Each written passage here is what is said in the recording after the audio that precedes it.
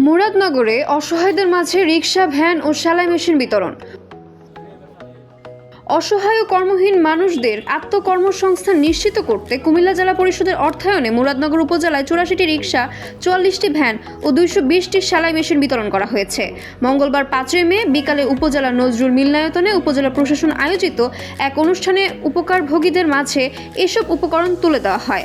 উপজেলা নির্বাহী কর্মকর্তা ABM সারোয়ার রাব্বির সভাপতিত্বে অনুষ্ঠানে প্রধান অতিথি হিসেবে উপস্থিত ছিলেন কুমিল্লা জেলা পরিষদের প্রশাসক মোস্তাক মিয়া।